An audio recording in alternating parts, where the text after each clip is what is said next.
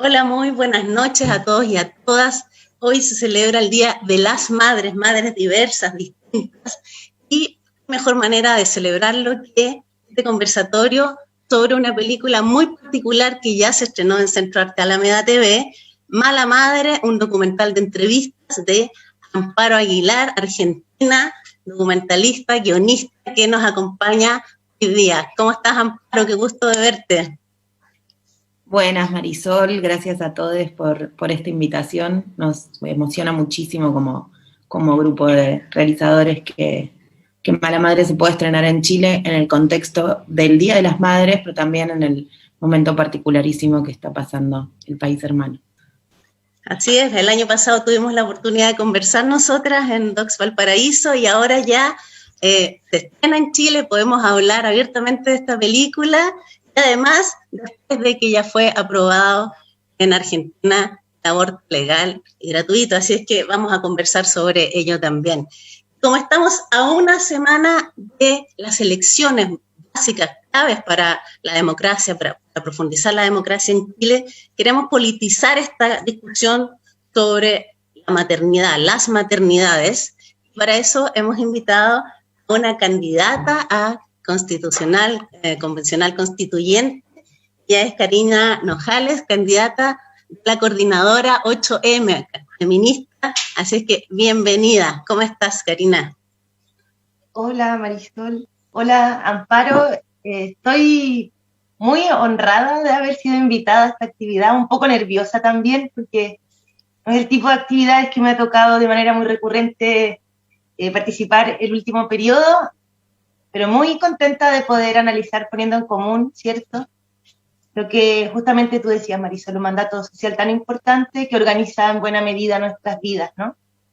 Es muy importante también tu opinión sobre la película, porque imagínate, en una semana más vamos a estar yendo a las urnas para elegir por primera vez una convención constitucional paritaria y también vamos a conversar sobre si queremos una constitución feminista, si es problemática o no esa palabra. Así es que tenemos mucho que hablar. Y nuestra siguiente invitada, Claudia Amigo, ella es de Familia es Familia, una activista que por muchos años ha estado luchando por los derechos filiativos de las diversas formas de familia y está llevando adelante un caso muy brutal de Susana Sangüesa, así que también vamos a conversar con ella sobre esta lucha. ¿Cómo estás, Claudia?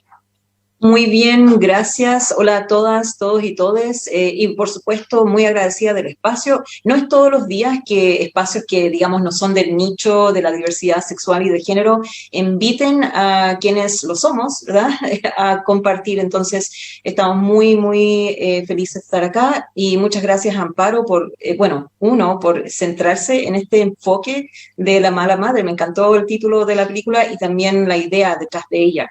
Y hola, también quiero decir con mucho cariño a Karina, que esté muy bien y sabemos que va a ir todo bien este próximo fin de semana. Un gran fin de semana se nos acerca el 15 y el 16. Ya tenemos la película en Centro Arte Alameda TV, así es que pueden dirigirse a nuestra página y verla ahí. Además hay un código de descuento para hacer más fácil el acceso que se llama Mala Madre, todo en mayúscula. ¿Les parece que antes de que empecemos a conversar con ustedes, vamos a ver el tráiler de Mala Madre? Una típica foto familiar. Apreté el botón y corrí. Tenía 10 segundos para llegar a mi posición. Me llevé puesto a mi hijo. Está ahí, tirado, fuera de cuadro. Esta soy yo. Esa expresión es la perfecta síntesis de mi ejercicio de la maternidad. Te voy a preguntar qué es para vos ser una buena madre. No sé qué responder, es muy difícil. ¿Qué es ser buena madre?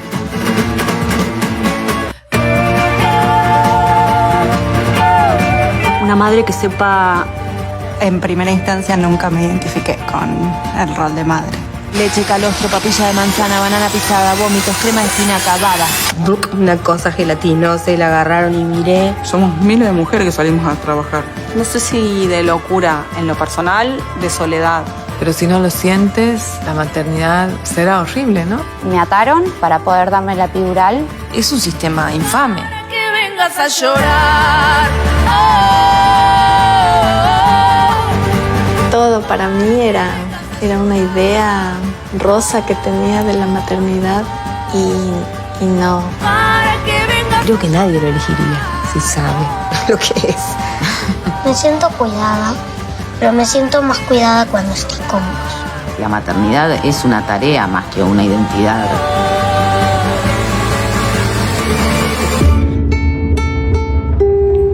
¿Y te imaginas, por ejemplo, qué pasaría si las mamás no trabajan? No podríamos vivir.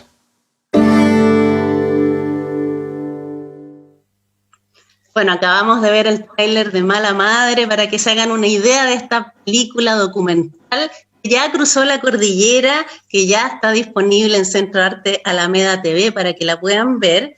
Y vamos a comenzar a conversar con Amparo Aguilar, que plantea en esta suerte de fábula sobre la mala madre, en que ella misma se pone en un juego de considerarse a veces mala madre, donde se conversan, donde se proponen distintas formas de maternar, distintos testimonios de mujeres diversas, algunas más jóvenes, algunas ya más grandes, de la diversidad sexual, heterosexuales, unas que hablan con dificultad sobre el proceso de maternar, otras que dicen que no estaban preparadas, otras que lo decidieron, a otras les llegó. Distintas formas de ser madre en este Día de las Madres que estamos celebrando. Amparo, cuéntame cómo ha ido cambiando, tú vienes de la militancia feminista desde hace muchos años, ¿cómo has visto el debate, a veces las tensiones entre el feminismo y la maternidad? Y cómo ha ido cambiando tu forma de entender, que tú hablas de la maternidad como trinchera, no como una identidad, sino que como una trinchera. Y eso me gustaría saber cómo ha ido evolucionando desde tu propio ser madre. Tú tienes 2 niños, 2 hijas que aparecen también en el documental, después vamos a abordar sobre eso. Me gustaría que hablaras en esa línea de feminismo y maternidad. Bueno, allá vamos. Gracias. A ver, en principio creo que por suerte, de hecho desde nuestra primera charla Marisol hasta ahora en Argentina hemos logrado la ley por la que luchamos tantos años, pero digamos que durante muchísimo tiempo la maternidad no había estado en agenda de los feminismos, o estaba en una agenda en tensión, ¿no? Porque hasta ahora, hasta lo que suceda de ahora en adelante, las maternidades teníamos el imaginario, el deseo de que la maternidad fuera deseada y fuera construida, imaginada, pero en la medida en que no podíamos elegir, había un encuentro con esto que no siempre era el camino que, por lo menos desde los discursos, ¿no? Mandatados, nos encontrábamos con la misma forma de lo que escuchábamos que debía ser. Y no creo tampoco que al ser maternidades elegidas, que en muchísimos casos lo son, el recorrido de maternar esté exento de contradicciones y dificultades en sociedades que siguen siendo capitalistas y patriarcales, ¿no? Donde la producción está puesta en el centro de todo, y donde los cuidados no son reconocidos como parte de las labores productivas que tenemos quienes maternamos, seamos mujeres, lesbianas, trans o quienes sean que estén ejerciendo la tarea de maternar, como parte de lo que sucede, ¿no? En nuestra vida, que tenemos un trabajo más, una tarea más, que es cuidar. Y entonces, la apuesta desde que yo decidí volverme madre, digamos, fue empezar a pensar, bueno, cómo eso se podía unir con todo este otro camino que era el camino del activismo, ¿no? Parecía que estaban escindidos. Recuerdo como experiencia personal que los encuentros de mujeres, que ahora son plurinacionales por suerte, y que no son solo de mujeres, son de mujeres, de lesbianas, de trans, y un asterisco que ojalá sea infinito, pero que las niñas no formaban parte de ese espacio, pero no teníamos, durante muchos años a mí me pasó que dejé de participar como activista, ¿no? Como, bueno, era un espacio al que íbamos sin las niñas, pero no teníamos resuelta una red de cuidados que pudiera contener nuestra participación en nuestro activismo, y esas situaciones donde nos vemos quienes estamos maternando, un poco corridas de los espacios sociales, por ejemplo, son muy claramente un punto de partida, y que son desde estos espacios de activismo y militancia hasta un restaurante, ¿no? O hasta el transporte público, digamos, de espacios, incluso sobre todo y mucho en las ciudades, donde pareciera que no formamos parte, que no debiéramos formar parte, que no está pensado cómo formamos parte. Entonces, ese fue un poco el punto de partida, y yo imaginaba que mis conflictos, lo que a mí me pasaba con la maternidad, iba a ser más o menos lo mismo que encuentre en otras, y por suerte no. Por suerte es mucho más, empieza a aparecer la cuestión de clase, empieza a aparecer la cuestión de cuáles son los imaginarios, ¿no? Desde los feminismos blancos y universitarios tenemos la fantasía de que poder conciliar la vida profesional con la vida privada es el camino, y de golpe hay quien no tiene como su perspectiva de vida imaginaria la necesidad de desarrollar una carrera profesional.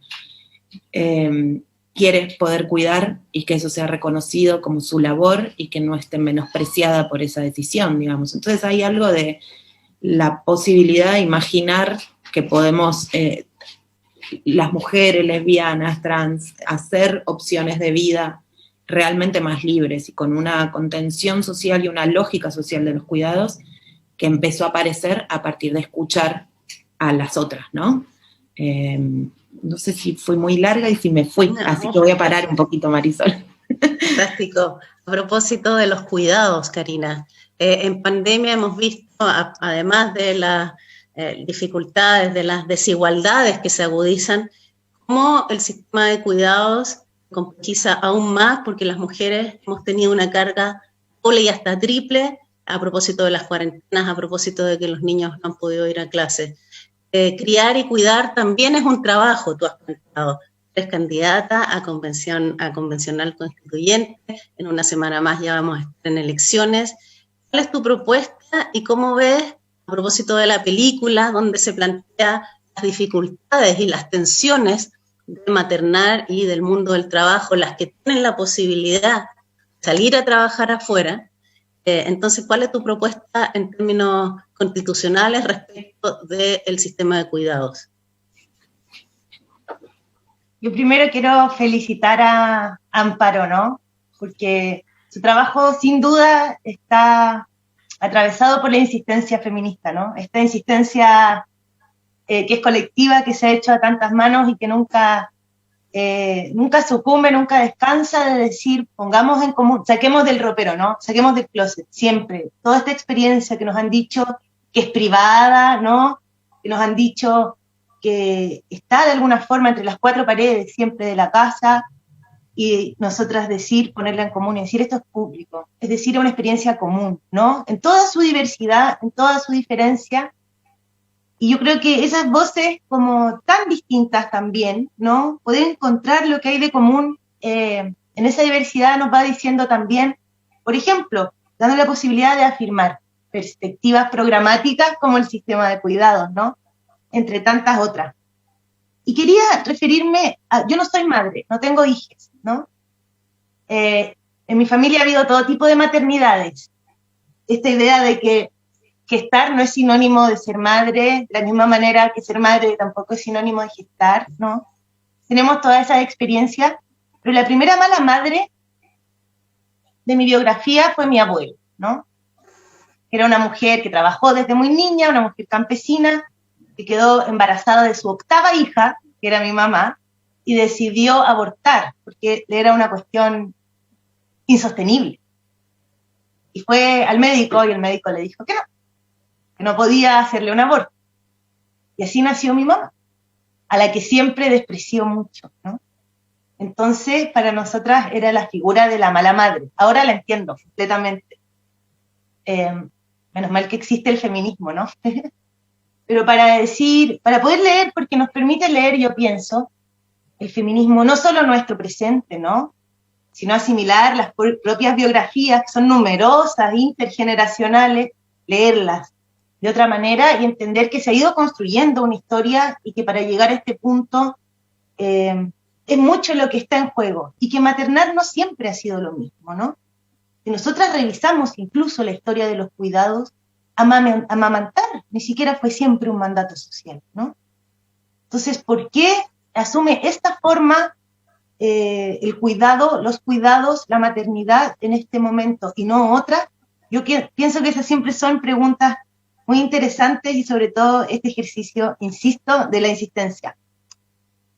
Y efectivamente cada vez se hace más insostenible la posibilidad de conciliar una serie de esferas que constituyen también un mandato social, además de la maternidad, ¿no? Un poco lo que decía Amparo, ser profesional, prácticamente tener un trabajo exitoso y al mismo tiempo, una vida social muy amable con mis amistades.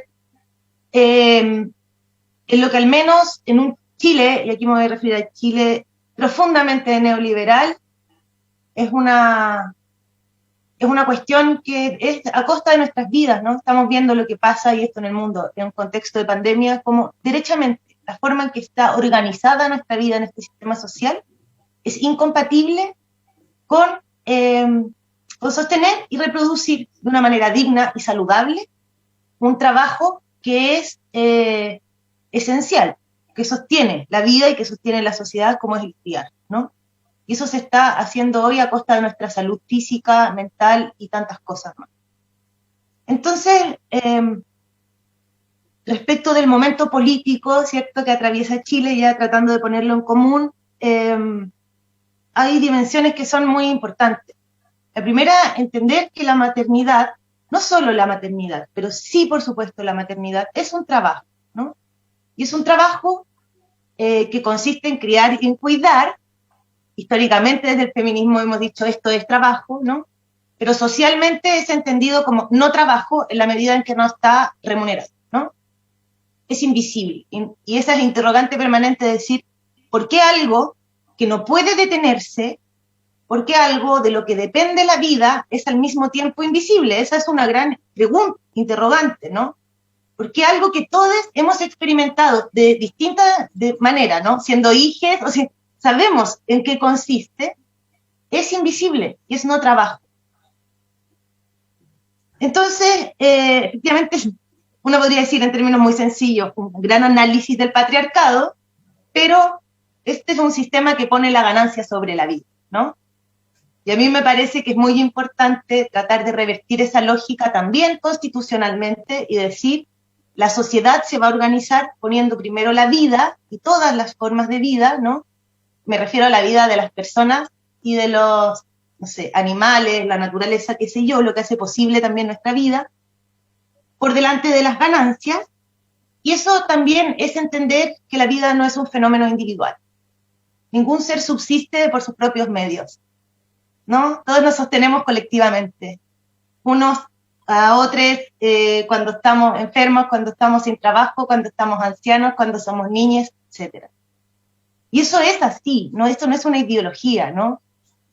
¿Cómo vamos a organizar este sostenernos socialmente en conjunto y de manera solidaria? Es el punto. Hoy día se organiza de manera privada y cada una se tendrá que saber rascar con sus propias uñas y pasar las necesidades y las impotencias y las humillaciones que tenga que pasar para conseguirlo.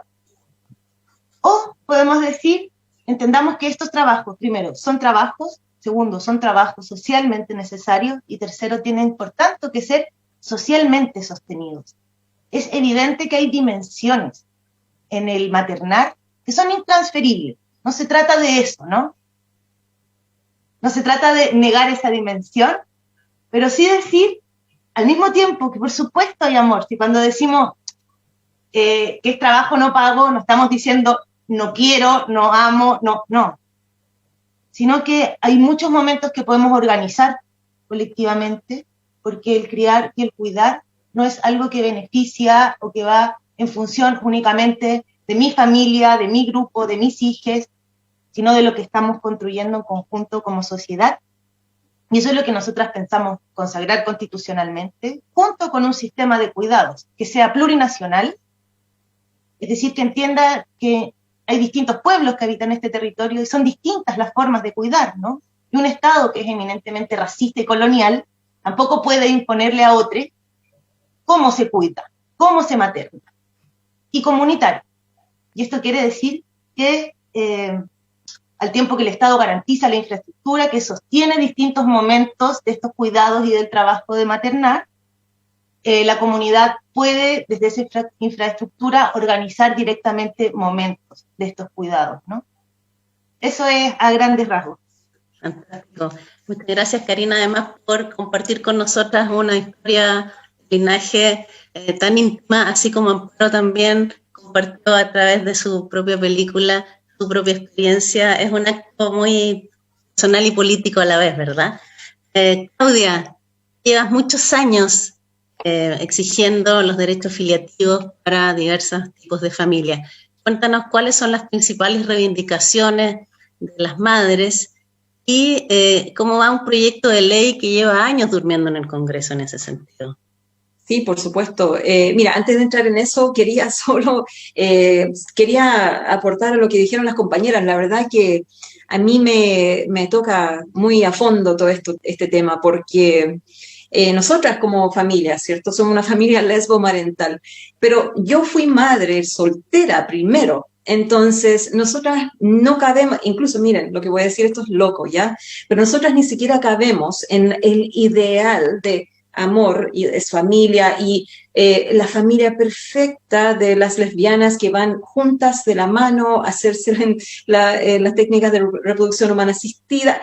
Incluso hay un tema ahí, las familias ensambladas lésbicas o transparentales también sufrimos como esa diferencia, y no desde las mismas compañeras madres, sino que desde un movimiento gay que está como encasillándonos en una cajita así perfecta de la familia que ama, y amor es amor, y nosotras no somos amor es amor, nosotros somos súper políticas con nuestras marentalidades. Nosotras decimos, basta ya con vendernos la pomada, le decimos al Estado, no le creemos, le decimos, el matrimonio, quédenselo, hagan lo que quieran con eso, pero nosotros estamos luchando por los derechos de las madres lesbianas, trans, no binarias, las madres que no quepamos en ese mundo de fantasía de pills y pap, de somos todos perfectas familias. Y tenemos que, más encima, como ya somos madres, a las madres basada en esta idea de la Virgen María, se espera que la Madre Virgen María cumplamos con todos los requisitos posibles que nos impone la colonia, ¿no? La gente que llegó y saqueó las tierras, se las robó y violó a mujeres, mató a niños, y pues, ¿quién se le cruzaba? Ahora, nosotros tenemos que seguir ese mandato. Perdónenme, yo como mujer lesbiana, lesbo, trans, feminista, no binaria, no voy a quedar en ese núcleo. Y el momento, en 2012, cuando yo hablé de esto en una reunión partidista, donde había distintos partidos políticos, y éramos todos de la diversidad sexual, pero yo era la única lesbiana, el resto eran hombres gays, y muy machistas. Me acuerdo, yo dije esto, está bien, el matrimonio igualitario es una cosa, pero nosotras necesitamos hoy en día derechos para nuestros hijos, hijas e hijes, tienen que tener derechos de filiación, tenemos que tener el vínculo resguardado legalmente. ¿Por qué? Tenemos una compañera, ¿verdad?, que años después de estar luchando, en paréntesis, nos dijeron que no, desde los grupos gays nos dijeron no se puede ver el derecho de filiación de manera independiente del matrimonio igualitario, y nos cerraron las puertas. Y ahí empezamos a recibir muchísima agresividad a través de las redes sociales, en el Congreso, nos gritaban cosas, era espantoso. La cosa es que al final nos alejamos rápidamente de esos grupos y empezamos a trabajar nosotras, las madres. Y dijimos, ¿sabes qué? Aquí nos van a escuchar, quienes tengan poder nos van a escuchar. Me da lo mismo, salvo la derecha, no hablamos con la derecha, pero todos los que son que no son de derecha y tienen sentido común, ¿cierto? Un poco de sentido común, mira, entre paréntesis, heterosis patriarcal, pero sentido común, van a escucharnos. Y finalmente, nosotras, bueno, la familia mapuche. Hay una familia, les quiero contar esta historia. Hay una familia mapuche en la región de los lagos que en 2011 criaron 3 personas, ¿cierto? 3 adultos, un hombre y 2 mujeres, criaron una familia con 3 hijos. Es común, Es algo que se debe respetar, porque las familias mapuches no son compuestas como la familia colonial.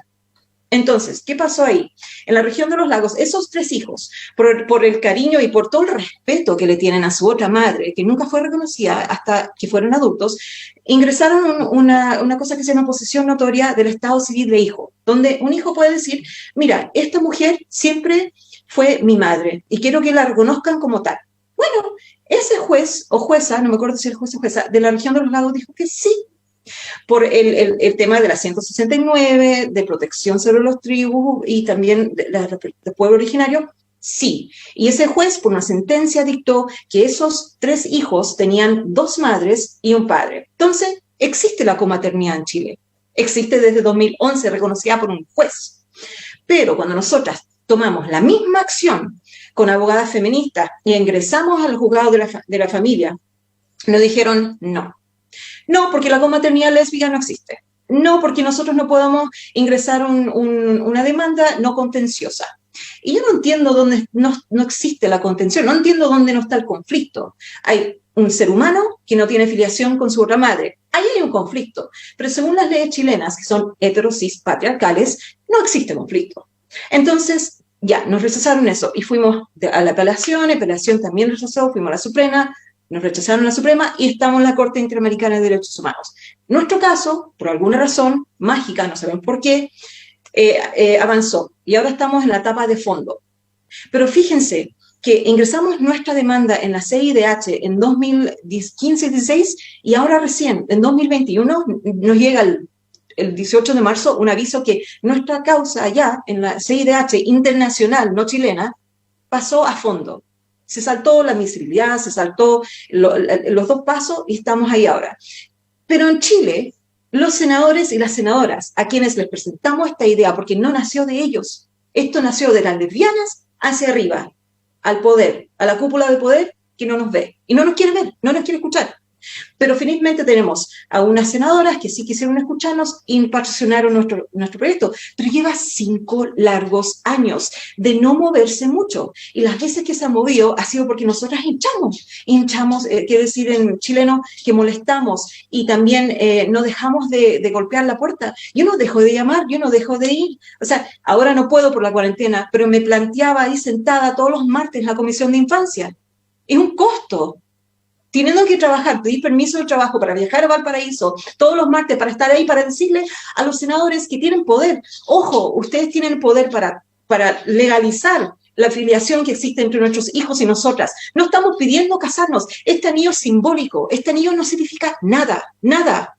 Para la Claudia y yo significa nuestro vínculo, pero no vínculo legal como casadas. Elegimos, nos gusta el anillo, punto. Pero no creemos que si en 1998 la afiliación se separó del matrimonio lo separaron del matrimonio porque por 104 años hubieron hijos guachos, hijos legítimos, ¿para qué vamos a unirlo otra vez para las familias diversas? ¿Para qué? Eso es una boludez, como dicen en Argentina, ¿no? Es una tontera, como dicen aquí en Chile. ¿Por qué unir el matrimonio con la afiliación? Se lo separaron hace 22 años atrás. ¿Y por qué siguen siendo nuestros hijos los menos importantes de esta sociedad? Y no solamente nuestros hijos, aparte también los hijos trans. ¿Por qué? ¿Por qué son los niños los últimos en este país? Entonces, bueno, no quiero explorarme tanto más porque igual me exalto un poco porque me afecta mucho. Y tenemos nosotras las lesbianas, madres, trans, tenemos que doble, triple, cuatriple dar a conocer que nosotras somos capaces de ser madres. Las mujeres que han 2 familias que han logrado una sentencia favorable han tenido que tener curadores ad litem, psicólogos, psiquiatras. Todo el mundo tiene que decir que somos capaces de ser madres, pero una mujer puede tener un hijo, abandonarlo en un basurero y es madre. Pero nosotros tenemos que comprobar, comprobar que somos capaces de serlo. Y eso es discriminación. Y por eso me molesto, y por eso estoy, pero con una rabia infinita, 5 años de rabia y 5 años de indolencia de parte del Estado chileno. Yo creo que la CIDH algo va a salir antes que este proyecto de ley que tenemos nosotras. Y eso es una vergüenza. Entonces, por eso tenemos que decir ya, basta de esta doble estándar, esta discriminación colonial. Yo creo que es hora ya que las madres tengamos el mismo respeto, especialmente las que somos invisibilizadas y somos, pero pisoteadas por este sistema. Y bueno, mandar un abrazo igual a las madres. Sí, muchos años de lucha, así que a continuar. Volviendo entonces a la película Mala Madre, con la que estamos celebrando el Día de las Madres, queremos hablar con Amparo Aguilar, que es su directora argentina. El año pasado, cuando tuvimos la posibilidad de conversar, Amparo, aún no se aprobaba el aborto legal en Argentina. Las cosas están cambiando, ustedes lo lograron, esperemos que esa marea verde se amplíe al resto de Latinoamérica, pero me gustaría que abordáramos ahora la maternidad voluntaria. Básicamente, ¿cómo tú ves el debate en Argentina respecto a esto? ¿Ha habido dificultades para la implementación efectiva de la ley? Me imagino que el reglamento ya está ok o si está en proceso, porque aquí en Chile, a propósito de la ley de 3 causales, que era el piso mínimo civilizatorio, hubo mucho conservadurismo en los propios médicos, incluso instituciones que se financiaban de alguna manera por aportes estatales también, se imponía una obstrucción ahí. ¿Cómo va ese tema? Ha habido otros casos de jóvenes, de niñas violadas a las cuales han obligado a tener los hijos. ¿Cómo va el panorama en Argentina en ese sentido? Bueno, la resistencia, lo que estamos viendo, creo, con esta cuarta ola que somos, digamos, es que la reacción es muy salvaje, ¿no? La ley está implementada, está en vigencia, se está empezando a trabajar. La verdad es que hay compañeras mucho más informadas al detalle que yo, pero se está trabajando en la producción pública de misoprostol, que es una de las cosas importantes también a seguir de cerca. Hubo hace muy poquitos días una defecio legal, que era una mujer que fue a pedir su IVE, su interrupción voluntaria del embarazo, y una jueza que falló que no porque el padre la quería tener. Entonces volvíamos un poco a la lógica de la incubadora, ¿no? Pero eso no es más posible, fin. Porque hay una ley, hay derechos que nos protegen, y entonces no tenemos que, quienes hemos sido históricamente la marginalidad dentro del sistema patriarcal, estuvimos fuera del centro de poder, sabemos tejer, y por suerte sabemos tejer, y sabemos encontrarnos con otras, y sabemos buscar las maneras, y tenemos un nervio de resistencia que se enciende inmediatamente, y que entonces frente a las injusticias colectivizamos el problema y resistimos. Y eso venía sucediendo antes también, ¿no? Entonces es importante tener presente que incluso antes de la ley, los colectivos de compañeras, de socorristas, de médiques, de trabajadores, de prestadores de salud, por el inclusivo, quiero decir, estaban siempre tratando de correr a garantizar derechos, digamos, en términos de entender la salud como una cuestión integral, ¿no? Pero ahora no hay duda. Entonces, bueno, pueden venir a hacer esta ridiculez, pero lamentablemente para ellos sobre todo, está claro que quien gesta decide. Y eso, por ahí lo impresionante que es que es un poco esto que decíamos antes, ¿no? O sea, nos permite imaginar nuestras trayectorias vitales. O sea, es profundamente emancipador. No es solo, yo no tengo en planes en este momento ni maternar, ni abortar, no está, pero mi trayectoria vital la puedo decidir yo. Entonces, y puedo decidir en qué momento, cómo, cuándo, si quiero, si no quiero. Y eso, para mi hija, por ejemplo, yo no paraba de llorar esa noche en la calle, no paraba de llorar, y me imaginaba que Catalina va a tener una vida donde está establecido por ley que ella puede elegir cómo va a ser su vida. Eso tiene un alcance subjetivo, un alcance de emancipatorio que ni siquiera lo podemos, no sé si todavía lo podemos dimensionar. Y que tiene que ver con todo esto que estamos hablando, ¿no? O sea, es romper un lugar donde el sistema tiene puesto tanto en relación a la opresión sobre nosotras, que entonces todas las otras discusiones empiezan a abrir medio solitas, ¿no? Como, bueno, y entonces ahora ¿cómo maternamos? Bueno, y ahora, ¿qué sucede con nuestras compañeras lesbianas? ¿No?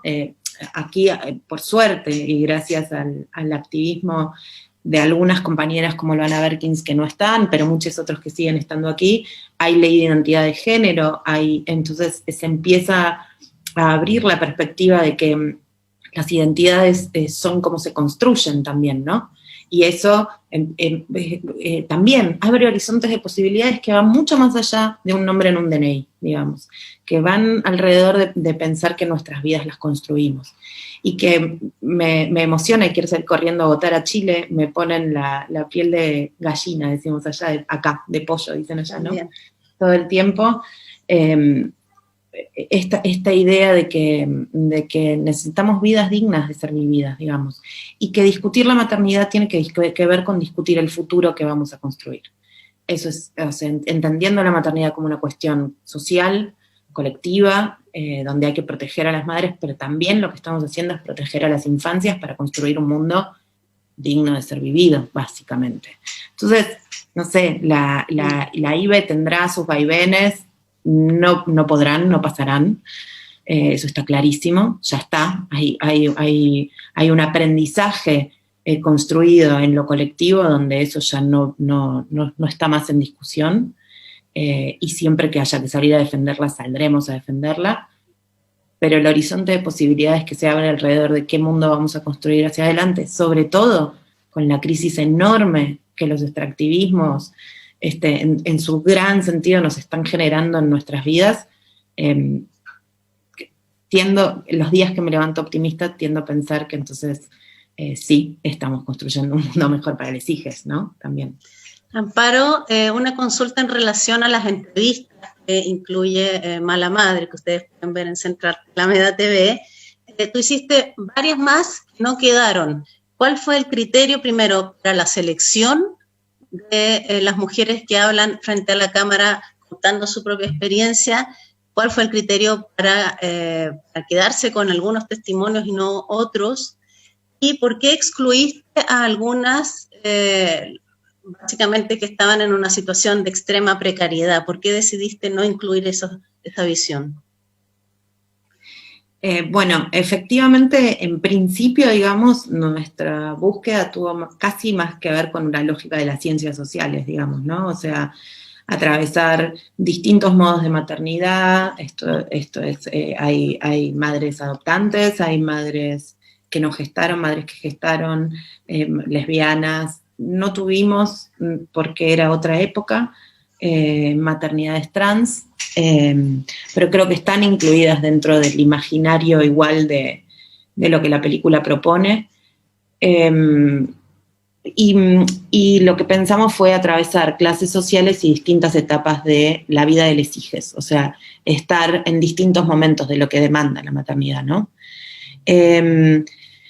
Y luego, bueno, había que construir un relato, y ahí fue uno de los momentos más claros de choque entre activismo y narración cinematográfica, ¿no? Cómo hacer, o sea, desde los feminismos tenemos esta idea de que lo que no se nombra no existe, pero una película dura, lo que dura, y entonces, bueno, hacemos un muestrario infinito de madres que además nunca va a alcanzar a nombrarlo todo. ¿Qué le pedimos al arte también? Está esa la pregunta, ¿no? O sembramos algunas preguntas que puedan seguir replicándose, ¿no? Y reformulándose en relación a otras situaciones. Y apostamos un poco más por esto, entonces el planteo era dejar ser lo más genuinamente posible a quienes prestaron su testimonio, para eso había que darles tiempo. Entonces eso necesariamente implica, que puedan construirse por su discurso y que se lo armemos nosotros en la isla de edición. Entonces eso implicaba empezar a tener menos, ¿no? Por un lado, y tratamos luego de ser cuidadosos en no sobreexponer, digamos, ¿no? Había un nodo importante en el guión de la película que tenía que ver con la violencia, y cuando hay algo donde las niñas son fusibles de la violencia que el sistema ejerce hacia nosotras y cómo efectivamente en muchos momentos nosotras de distintas maneras lo terminamos ejerciendo, y que es algo que sucede y que tenemos que vivimos reflexionando alrededor de eso a la hora de maternar, digamos, bueno, sí sucede, pero cómo no lo reproducimos, sí sucede, pero cómo repensamos, Y sentíamos que era en realidad poner la cabeza para que nos la cortaran finalmente, ¿no? Como, bueno, hay que discutir muchas cosas que no las discutimos necesariamente poniendo nuestros dolores más hondos en la pantalla.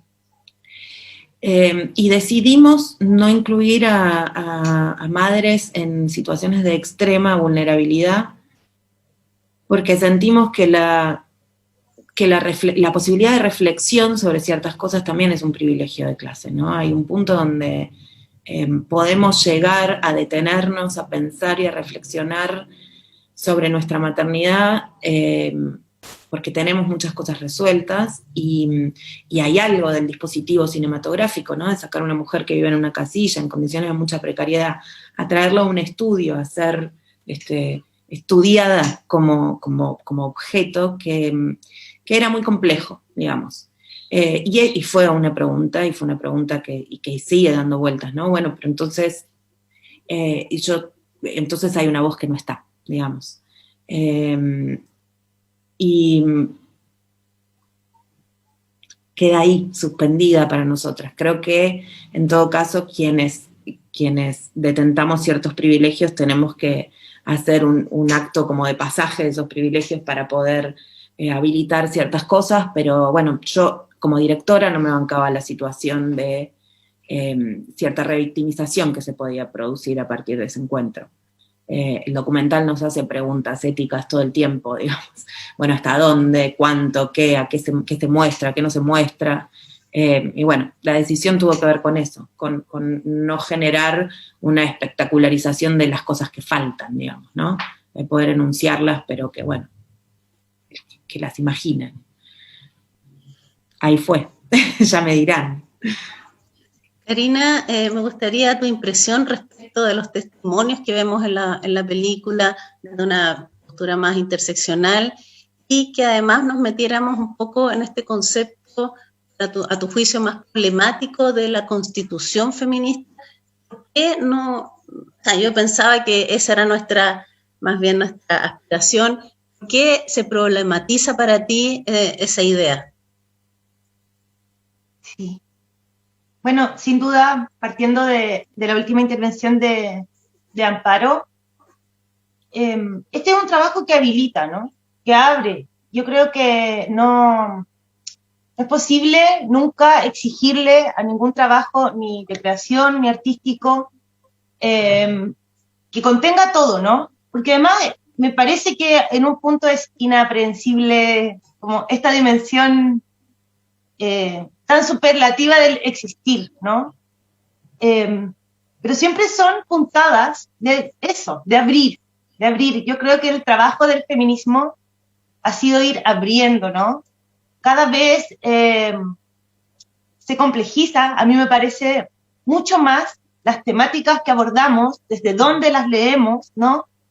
En un ejercicio que es autocrítico, en un ejercicio que es autorreflexivo, en un ejercicio que muchas veces, yo diría, puede ser incluso hostil en términos como de la autoexigencia que nos vamos imponiendo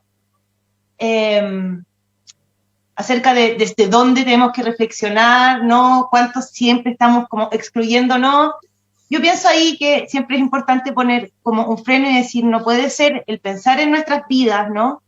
Como algo castigado, como que haya un ejercicio también de por medio en que nos estemos castigando, pero justamente si nosotras escarbamos, por ejemplo, en los testimonios del documental, me da tanta pena que no podamos estar en el mundo presencial para juntarnos con las amigas, con las hermanas, con las compañeras, irnos todas al cine y salir hablando, ¿no? Como conversando y poniendo en común nuestras impresiones, nuestros sentires a partir de un trabajo con Mala Madre, que justamente existe,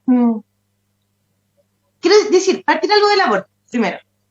Nos hicieron el 2020, compañeras, en Argentina. O sea, un año terrible, ¿no? Yo no sé qué hubiera sido como cerrar ese año sin eso, ¿no? Que es para todas. Es para tu hija, ¿no? Para las que vienen allá, pero es para todas. Y cuando llega este momento de decir, bueno, de afirmar, ¿la maternidad será deseada o no será? ¿Qué pasa también cuando es deseada, ¿no?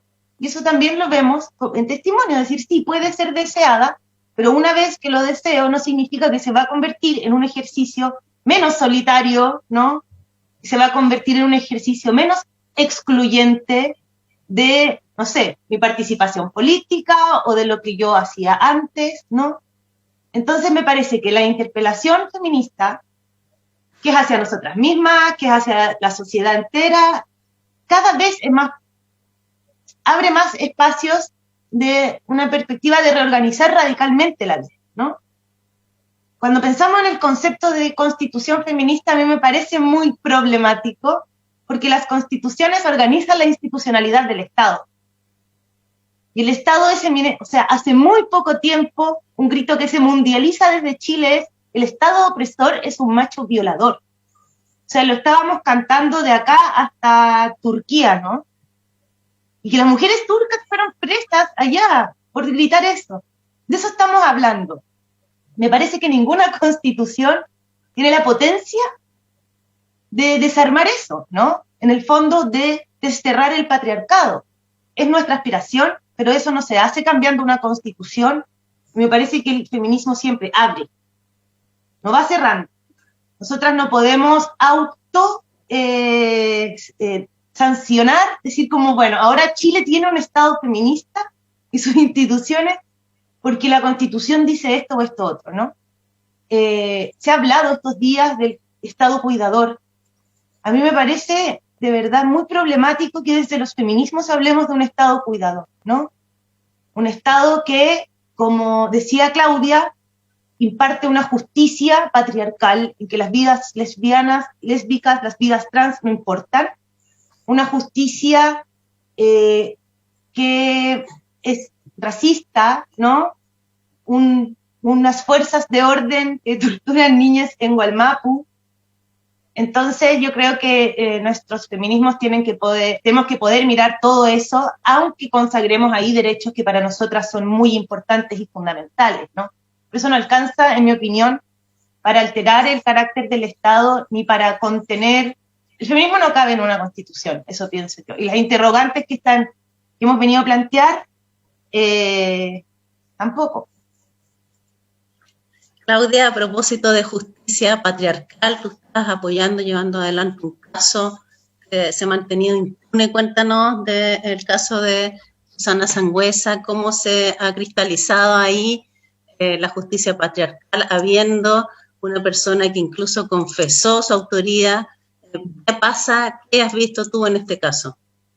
Mira, también agradecer este espacio que lo podemos conversar. Sé que también tiene que ver con la madre, también tiene que ver con la madre de Susana, que está enfrentándose a una soledad tan triste, tan desoladora, porque ella se encuentra luchando en un pueblo pequeño. Ellas son de San Esteban, en Chile. Es un pueblo chico donde todos se conocen. La madre de Susana denunció desde el principio que Susana fue víctima de un hostigamiento de parte de este sujeto, que ahora está absuelto desde el 8 de febrero de este año. Nos sorprendió muchísimo el hecho de que el Tribunal de San Felipe lo haya absuelto. Este crimen de lesbo-odio, este lesbo-feminicidio, sucedió el 28 de febrero de 2017, entonces llevamos el 4º año de luchar por su justicia, pero ahora con las condiciones dadas vuelta. Él está libre, él puede tomar once con su familia, puede tomar té con su familia, mientras que la mamá de Susana aún le sirve su taza de té todos los días, aún pone un puesto en su mesa, aún le hace su pieza, la ordena, la cuida, aún ella quedó a cuidado de todos los animales que Susana rescató, porque Susana fue animalista, una joven animalista, estudiante, trabajadora, que salió a hacer unas diligencias el 28 de febrero de 2017 y nunca más volvió. Se reunió con este tipo, hasta el momento no tenemos idea por qué, porque el único testimonio que tenemos es de él. El único relato que contamos es de él, de la persona que la mató. Y él confesó esto ante la PDI, ante las autoridades, pero luego llegaron 2 abogados defensores, cambió su historia. Llegamos al punto de escuchar que no se podía comprobar científicamente que hubo ADN de él en el cuerpo de Susana, en sus uñas, hasta ese extremo. Pero si tú amarras las manos de una mujer, si tú le pones una bolsa plástica en su cabeza, después tapas el resto de su cuerpo en una bolsa de basura y la escondes en un archivero municipal y pasas 7 días ahí sin que nadie supiera hasta que un trabajador la encontró, el estado de putrificación, el estado del cuerpo no es el mismo. Y claramente hace muy difícil que los peritajes sean tan exactos. Entonces, claro, no se puede comprobar que ella luchó o no luchó contra él. Pero una persona no puede luchar mucho si está amarrada. Una persona, si se desmaya, no puede luchar contra un hombre que la está asfixiando. Y me parece, pero de verdad, una violencia, pero despediante, una violencia que frente, así, a vista paciencia de toda la sociedad, pasa esto en el tribunal. Y llama la atención que ningún medio masivo recoja esta historia. Que tengamos que nosotras, las lesbianas, tenemos que estar detrás de los medios para que lo hagan. Es insólito. Pero si matan a un carabinero o un paco, como lo decimos acá, hasta el ministro de Justicia va a su funeral. Pero Susana fue una mujer lesbiana que siempre fue abiertamente lesbiana, fue apoyada por su familia, por su mamá. Y este tipo nunca la entendió. La cortejaba, la buscaba, ella le decía que no. Y la madre de Susana denunció esto. Dijo ante las autoridades que ella vio a su hija asustada en los últimos días antes que ella como tuvo el desenlace que tuvo. Duele bastante saber que tenemos que acudir a la Corte Suprema para revertir este hecho de un tribunal de San Felipe, donde hubo un juez, un tribunal que no tuvo el sentido común, ni el más mínimo, y que tampoco la Corte de Apelaciones lo tuviese. Entonces, nuevamente vemos, como con el caso de Susana Sangüesa, Nicole Saavedra, María Pía Castro, Ana Cook, Pamela, de Estefanía, de Grace Soto, de Vanessa Gamboa, y muchas otras mujeres más lesbianas, no importan, quedan impunes. Y si hablamos de Nicole Saavedra, 5 años ha tardado para que finalmente haya una preparación de juicio este 13 de mayo. Entonces nosotras cuando ingresamos este recurso de nulidad ante la Corte de Apelaciones, gracias al trabajo de Rebeca, que es una abogada pro bono, que se puso a trabajar con familia, nunca esperábamos este desenlace, nunca. Hubo un ministro que tuvo un voto disidente que nos encuentra la razón a nosotras. Un ministro versus 2 que se lavaron las manos de la vida de Susana. Y hoy de verdad quiero mandarle un gran abrazo a la madre de Susana y a todas las madres que están luchando por justicia por sus hijas lesbianas y trans, a la tía Olga, un abrazo grande, porque no vamos a bajar los brazos. Las lesbo trans feministas no vamos a dejar de meter bulla hasta que esto se resuelva, hasta que ese tipo vuelva a la cárcel y pague por lo que hizo. La verdad que sorprende un montón, y yo como madre lesbiana con una hija no binaria, a mí me inquieta que ella salga a la calle. Y como una madre lesbiana, junto a mi compañera que es madre lesbiana no reconocida por este Estado, nos asustamos cada vez que nuestra hija salía a protestar. Si aquí no hay respeto para las mujeres, las niñas y adolescentes, no lo hay. Y eso es algo que Chile aún no reconoce, pero es muy hipócrita cuando habla de Colombia. Un Estado tan castigador con las mujeres que hable de derechos en Colombia. Encuentro insólito esa cuestión. Entonces, las madres que aman a sus hijas lesbianas, trans, bi, pan, no binarias, esas madres que tienen, pero ese coraje de hacerlo, son las madres que queremos en todo el mundo. Y ser mala madre, sí, ser lesbiana, ser trans y maternal es ser mala madre, con mucha honra la llevo. Soy mala madre lesbiana, con mucha honra. Bueno, muchas gracias, Claudia, y suerte con la Suprema. Bueno, este es el tipo de debates que se puede abrir justamente con una película documental de entrevistas como Mala Madre, que pueden ver en Centro Arte Alameda TV. ¿Les parece si vamos a ver un video cortito para que se hagan una idea de la película? Acabo de parir un pibe. Vení, decime qué se siente. Caca, meconio, sangre, leche, calostro, papilla de manzana, banana pisada, vómitos, crema de espinaca, baba. Mi cerebro, embrutecido por una capa de fluidos viscosos que vuelven todo patinoso, no sabe ya para qué está. Puerperio y locura. Si no son sinónimos, deberían serlo. Amparo, hay un aspecto del cual no hemos hablado todavía que está incluido en varios testimonios de mujeres de la película Mala Madre, que es la violencia obstétrica. Realmente hay un testimonio bien abrumador sobre una cesárea obligada en este marco justamente capitalista, donde te obligan incluso a tener a tus hijos de cierta manera, con todos los costos que eso implica. ¿Puedes hablar un poquito más de la violencia obstétrica? Uf, qué mundo, sí, es muy tremendo el testimonio de Tatiana. Es muy impresionante en esto de sacar afuera, ¿no? O sea, la importancia de hablar. Porque muchas veces no terminamos de poder entender si aquello que nos está pasando está dentro de lo esperable, ¿no? Y tiene que ver con esto de rediscutir las lógicas de poder, me parece, ¿no? O sea, si hay otro momento, entre tantos, digamos, ¿no? Y ni hablar de todos los descriptos por Claudia, pero si hay otro momento donde hay una situación de desigualdad de poder de una magnitud impresionante, es el momento de parir.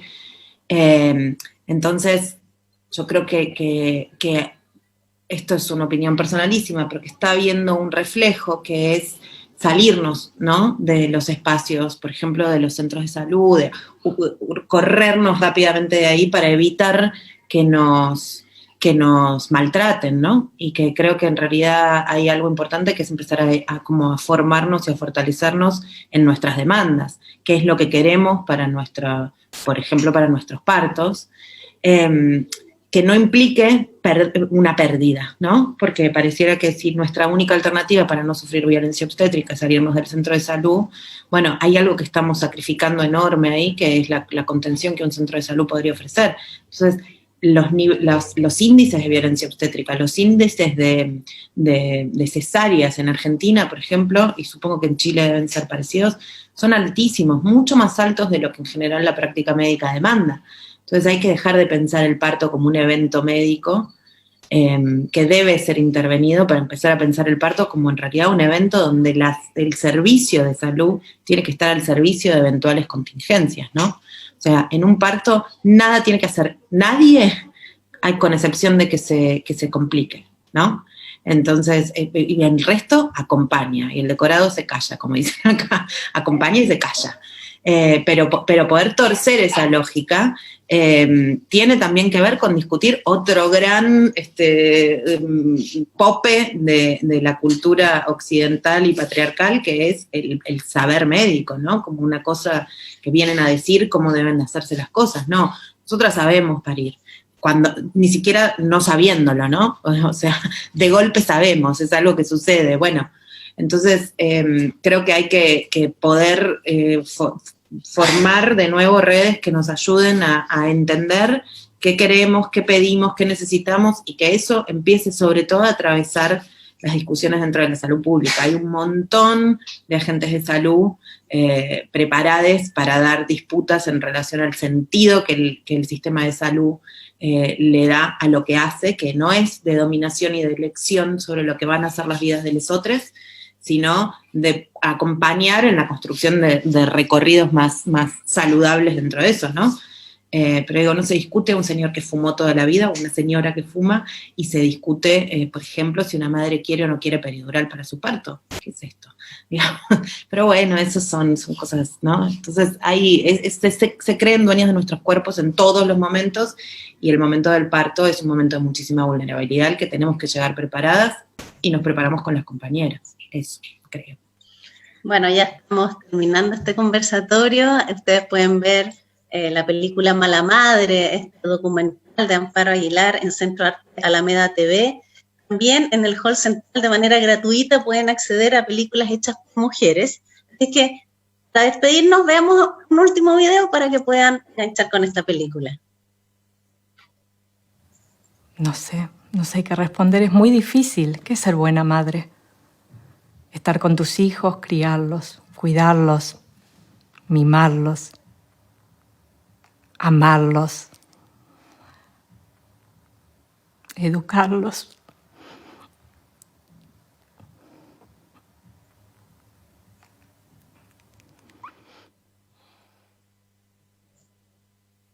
Bueno, esta ha sido nuestra forma de celebrar el Día de las Madres, haciendo una discusión política sobre las distintas formas de entender la maternidad, que tiene que ser voluntaria.